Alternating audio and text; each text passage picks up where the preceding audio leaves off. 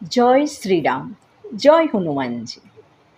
আপনারা ভাবছেন কিভাবে মঙ্গলবারের ব্রত পালন শুরু করব, কোন পদ্ধতিতে করব, কি কি বিধান, কতদিনের জন্য করবেন, মঙ্গলবারের মাহাত্ম্যই বা কী, মঙ্গলবারে কি কি মনস্কামনার জন্য এই ব্রত করতে পারেন, স্ত্রী পুরুষ উভয়ই কি এই মঙ্গলবারে ব্রত কথা করতে পারেন, মঙ্গলবারে কি কি ভোগ দেবেন, কি খাবেন, কত দিনের জন্য করবেন, কোন কোন সামগ্রীকে আপনি দিতে পারবেন, সব কিছু বলবো এই ভিডিওতে।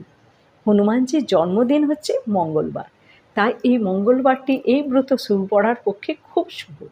ওনার উপাসনা আরাধনা এই মঙ্গলবারে আপনারা শুরু করুন।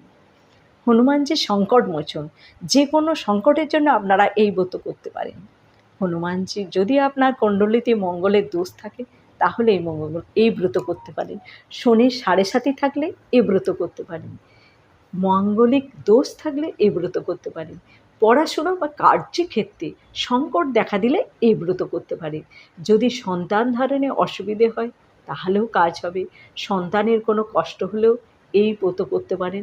তাহলে বুঝতে পারছেন এই মঙ্গল ব্রত কত মঙ্গলকারী, কত উপকার। মঙ্গলবারে ব্রত কবে শুরু করবে?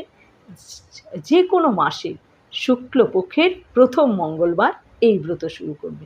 কত দিনের জন্য করবেন? 21 দিন, 31 দিন, 41 দিন, যে কোনো যত দিন ইচ্ছা করতে পারেন। এই তিনটের মধ্যে একটাকে ধরি। কিভাবে করবেন? বাড়িতেও করতে পারবেন, কোনো মন্দিরে যেয়েও করতে পারেন। বাড়িতে কিভাবে করবেন? বাড়িতে একটা চৌকিতে লাল শালু পাতবেন, তাতে হনুমানজির একটি ছবি দেবেন, তাতে আপনি একটি প্রদীপ জ্বালাবেন, সর্ষের তেলের বা ঘিয়ের প্রদীপ জ্বালাবেন, ঈশান কোণের দিকে হনুমানজিকে বসাবেন।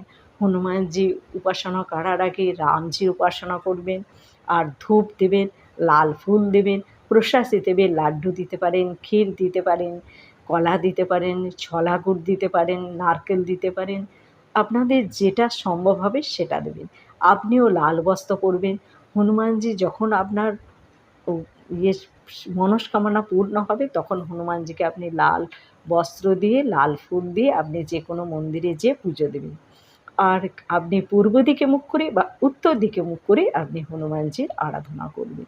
তুলসী পাতা দেবেন, আর একটা মন্ত্র বলবেন, যে মন্ত্রটা আমি বলছি, ওম হম হনুমতে নমঃ, ওম হম হনুমতে নমঃ, ওম হম হনুমতে নমঃ। এই মন্ত্রটা বলবেন। আর হনুমান চল্লিশা রোজ একবার করে পাঠ করবেন। স্ত্রী পুরুষ উভয়ই করতে পারেন, কুমারী মেয়েরাও করতে পারেন, কোনো বাধা নেই, শুধু মনের ভক্তি থাকলেই হবে। আপনি দেখবেন আপনি যে বার ধরে যত দিন ধরে করছেন সেই দিন পূরণ হওয়ার আগেই, শেষ হওয়ার আগেই হনুমানজি আপনার মনের বাসনা পূর্ণ করবেন।